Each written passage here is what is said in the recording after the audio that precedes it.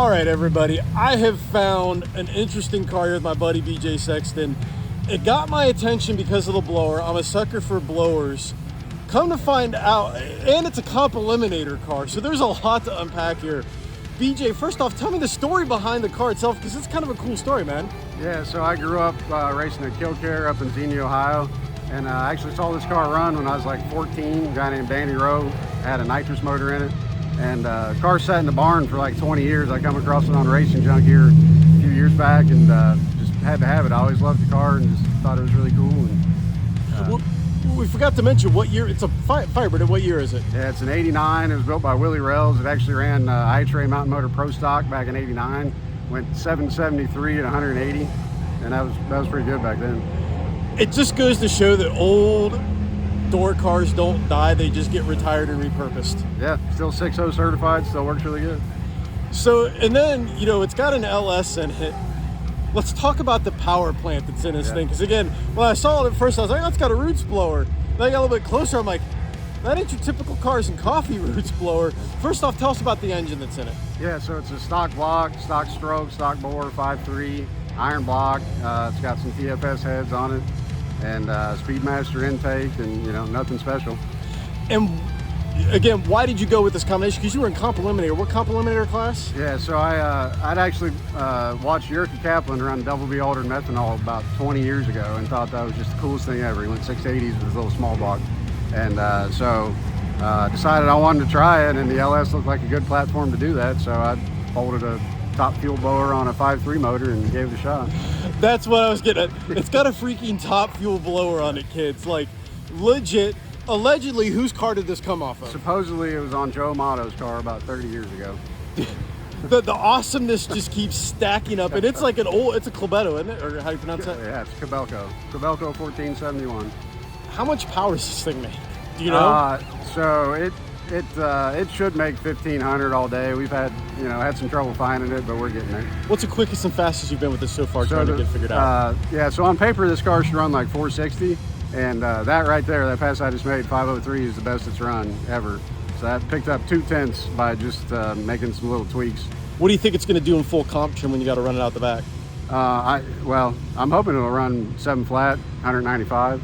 That's the goal.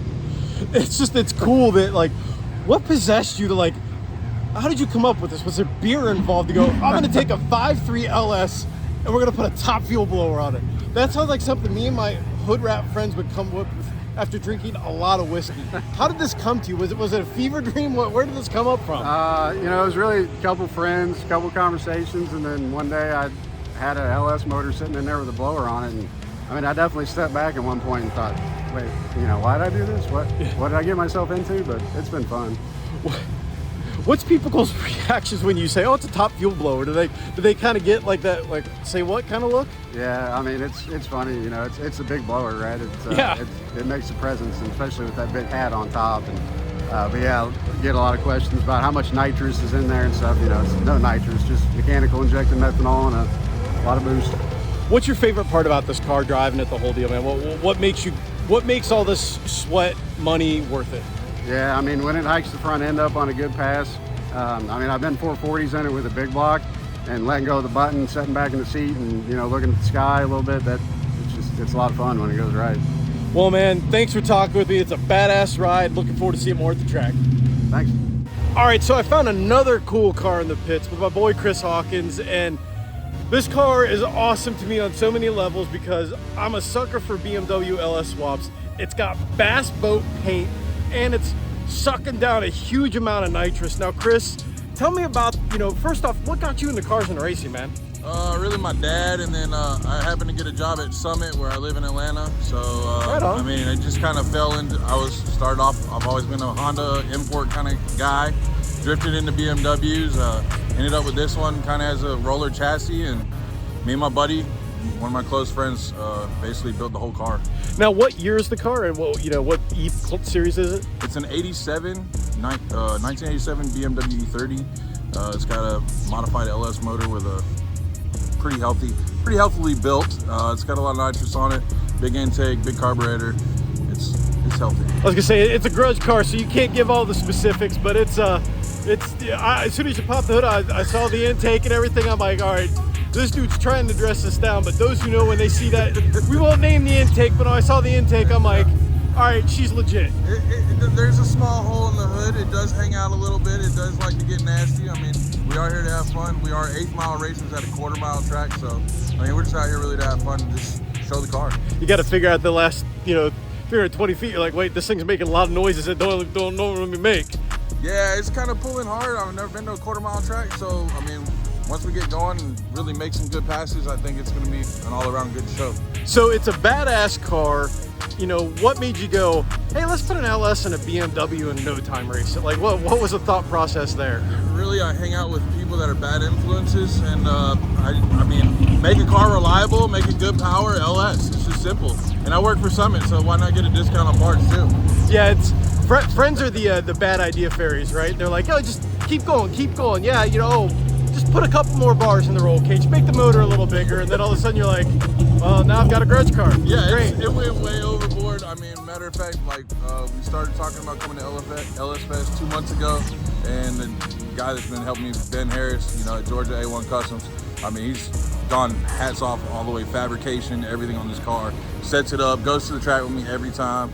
I mean, he's put he decided to say, oh, let's paint the car for LS Fest. So now it has a bass coat paint job. So, I mean, and we pulled it out of the paint shop Sunday. So like 4 days ago. Nothing like waiting at the last minute, right? Yeah, typical LS Fest. Now, as far as, the grudge and the no time stuff, what got you into that? Because that's a different world. It's an interesting place. What made you want to go, high stakes grudge and no time racing? So, I mean, it's just really where we're at in central Atlanta. Like, I mean, that's what kind of the tracks around us do. We got a big race on October 15th. It's our birthday bash. We happen to have the same birthday, me and my builder. So it's kind of the birthday bash, and we're gonna have a $10,000 all-steel all-glass shootout, which we're gonna have fun. That's what we like to do, street car stuff. It's always fun to do hood rat street car stuff with your hood rat friends, right? Exactly. Well, man, it's a beautiful car. We're gonna catch some B-roll of it, whatnot, and good luck, and we'll see you around the rest of the weekend, man. Appreciate it, buddy. Thank you.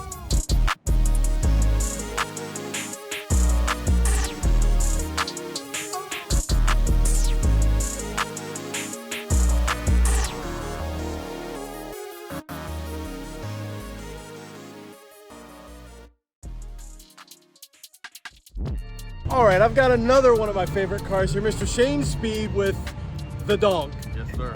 This thing is gnarly.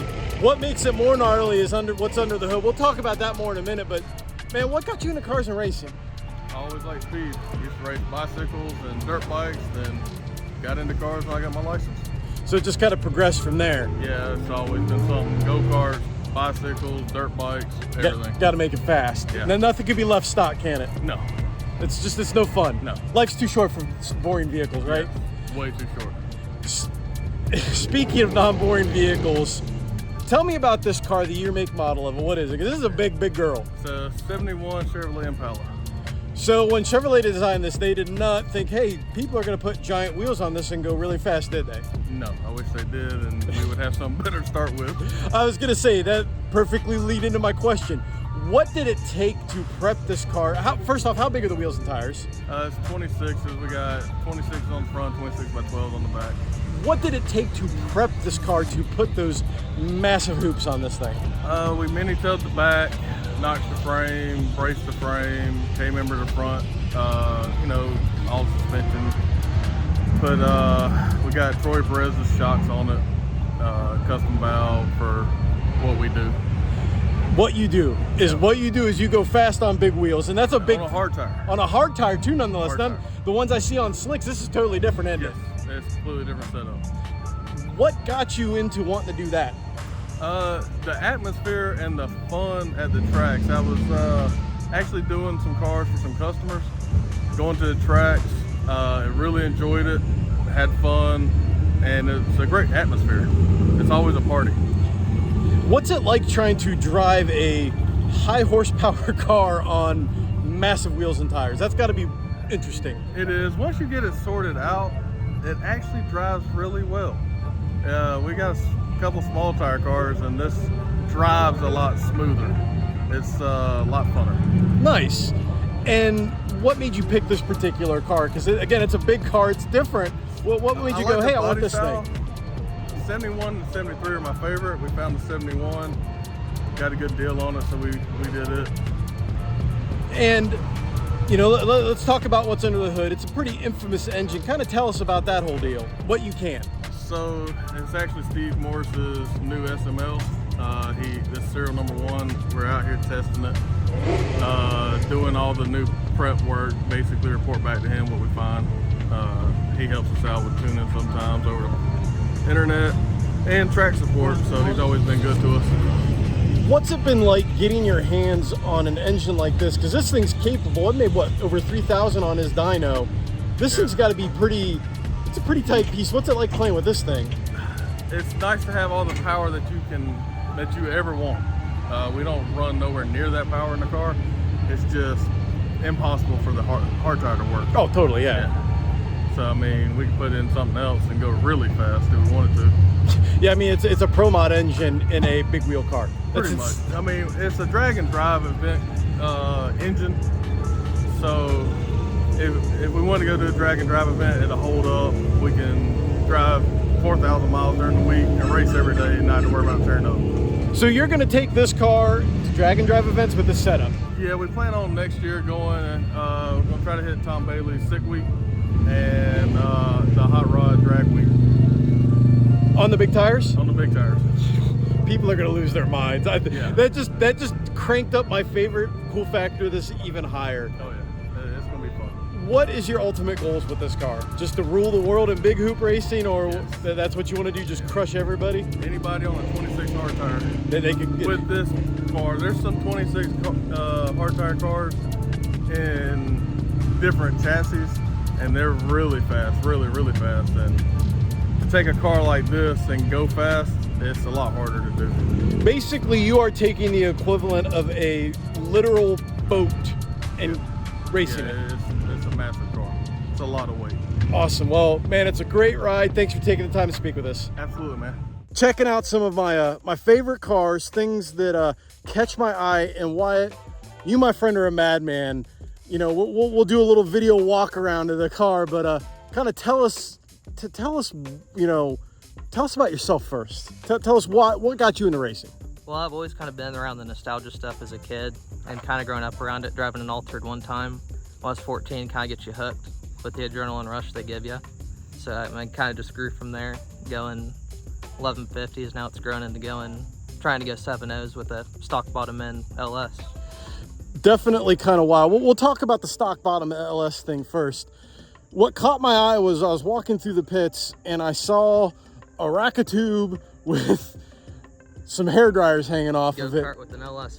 Yeah. Kind of, give us the soup to nuts version of, the chassis, the body, the drivetrain, the whole deal. Tell us about the car, what it is, that whatnot. So it kind of started out with the original Iron Mistress. We were thinking about just doing an LS as like a budget deal because that's kind of over the maintenance the big block Chevys gave the car. So just bought a junkyard LS motor, and just a fun bracket car kind of turned into something trying to go set the world record. So it's just a stock bottom end 6.0 LS2. It's got a 750 CSU blow through carburetor on it, twin 78 Chinese turbos on it. So that's about it. And talk about the chassis, because that kind of caught my attention, because immediately I saw I'm like, it's a funny car chassis. Yeah. Is that what it is? Tell us about the chassis, the story behind that. Yeah, it's a ex-top alcohol car, and then Dan Butheris went out and bought it and turned it into an altered, a blown alcohol big block Chevy altered. Then it transformed kind of into a funny car, and then he kind of wanted to move on to something else, so he gave me a good deal on this car, and I couldn't pass up the offer, so here I am with it now. And it's definitely a cool ride, the twin turbo LS deal. What transmission converter you got in this thing? It's got a Reed Power Glide in it, actually from the backside of my big block Chevy motor, and it's got an off-the-shelf converter built for my big block Chevy, so we kind of just threw it in there, see if it works. What's the wheelbase on this thing, just out of curiosity? It is a 125 inch. Okay, so it's that's about Fox Body Mustang? Yeah, close enough. Yeah. Except it's the ultimate convertible model, right? Oh yeah, the go-kart version of it. It's a man's cart. People do those LS carts. This is a man's cart, right? And you know what body is on this thing, just out of curiosity too? It's a 23 T-bucket body. It actually, funny story, it sat under a barn for about 15 years. Had about an inch of dirt on it, some raccoon poop. So after cleaning it off, getting a fresh coat of paint, turned out good. And what's it like driving this thing with this kind of setup? Because that's kind of a wild, setup and deal, isn't it? Yeah, it's for sure unpredictable. You don't really know ever what's going to go or happen on the run. So it's kind of just to hold on, let go of the trans brake and go. So it's like driving a boat. You just point it the direction you want it to go, and hope it goes that direction. Don't hit a wave or something. Now, what's the quickest and fastest this thing's been? Because I'm imagining, I guess first off, how much horsepower does it make? Roughly, it should make around 1,100, 1,200, maybe fully turned up. Hopefully, that's what we're going for. How much does it weigh? It weighed 1,350 without the body and the weight on the front of it. Okay. So me and it probably race ready 1,650, maybe 1,700. Almost a horsepower per pound. Yeah, basically. And what's the quickest and fastest it's gone? Actually doesn't. We probably have, I think, 12 or 14 runs on the car so far. Okay. So we haven't reached over, I don't think, 14 or 15 pounds of boost yet. Capable of probably around 24, and fastest it's been so far is a 483 with me lifting off a couple times, So what you're saying is you haven't put the Hold My Beer, Watch This tune-up in it yet? Have not yet. Hoping to do that this weekend here at LS Fest. And that's kind of the goal, isn't it? Is you want to reset the stock block record? Yeah, so as of right now, the stock bottom end record for the LS is 450 with a 1 1/8 mile. So turned down about halfway, we ran the 483, so we're hoping to wick it up this weekend. Shoot for that 450 or 440, hopefully. Awesome stuff. And before we close things out, is there any other cool stuff people to know about the car or anything like that would be a, kind of interesting factoids to add? Maybe just have people go out there and build more of them. Have some more LS Altereds out there. Wise words. I know we got a couple here. Awesome car. Really dig it, man. Good luck this weekend. I appreciate it, man. Thank you. What's up, everybody? We're back with another one of my favorite cars here at LS Fest with Lex Steen. Lex, this car's got me tongue-tied because if there's one thing that I like more than wagons, it's crew cab horsepower, 4 doors, more fun. This G8's pretty gnarly. And I guess to kick things off here, what got you into cars and racing? Yeah. Hey guys, I'm Lex. I'm from South Dakota. My husband, Jordan, actually got me into racing. We've been together for about 12 years. Before I met him, I had no interest in cars. He daily drove an 86 Monte Carlo SS, and he started the bad habit. So he drug you into this, and you became a willing participant. Yes, he created a monster. And kind of going off of that, this car is a monster. It caught my eye in the line of tech. One of my favorite cars, like I said, I love 4 doors. It hurts even worse when that second set of doors passes you. Exactly. Tell us what this is. Yeah, this is my 2009 Pontiac G8 GT. I've had it for 7 years. When I bought it, it was completely stock. I ran an LSA supercharger on it for 4 years, I believe, on the stock bottom end, and I went like 936 at 147 with that before I lifted it ahead. And after that, we decided that we should probably build a motor, and I wanted to go big or go home. So we did a Dart 427 that Thompson Motorsports built, and then we took it over to Koza Performance in Elgin, Illinois, and they did a custom twin turbo kit. It's got, it's got comp oilless turbos for 7275s. We also did a TH400, and I am still IRS. I actually have the fastest IRS G8 right now, and I've got the Z01 cradle out of that. We just went to air-to-water intercooler on it. It was air-to-air last year, so this is kind of the first time we're really testing it out. I've tried a couple times this year, but the track did not want to allow that, so hopefully we can get some clean passes this event. And this car, like I said, it's just cool because it's so incredibly, to say it's clean is an understatement. Like, the old pictures don't do it justice line fits this car well. What's people's typical reaction, to the car, let alone a female wheeling this beast and just laying the smack down? They usually have no idea what it's capable of. You can't see the turbos, so I like to joke around and tell people that it's cam only. Oh, I thought it was a Pro Charge car. Legit, I was like, oh, it's a Pro Charger, twin turbo. I'm like, they're hidden pretty well. But then they'll see me crack off a couple 8s, and they're like, oh my gosh. So yeah, it's pretty cool. It takes like just south of 1500 to the wheels, like 22 pounds of boost. And I've been 822 at 171 miles an hour so far, and I'm hoping to get into the 7s this year. It's just a 7-second street car, right? Yeah, family sedan. Yeah. Grocery getter. I take it to Starbucks all the time. Yeah. I mean, just, drag people around at the track and then, go get your coffee and call it a day, right? Yep, exactly. What is your favorite part about driving this car? It's my baby. I've had this car for 7 years. I love this thing to death. Like, it's literally like a child to me, so I just enjoy driving it. It's not as smooth as it used to be, but it's a lot of fun, and I just really enjoy it. What is going to be your reaction when you light the boards with a 7 for the first time? I will probably cry. Not gonna lie. Like, Happy cry, right? Not ugly cry. Happy tears. Last year I actually ran my first 8-second pass right here. I thought I was just gonna get like an 890, but no, I went like 855. So that was pretty cool. So hopefully maybe something like that will happen, but right now I just want to make a clean 80 pass, and hopefully it goes well and the rain stays away. I'll tell you what though, like I said, this is one of my favorite cars. It caught my attention because it is so clean. You guys have built one bad ride. Enjoy it this weekend. I appreciate it. Thank you.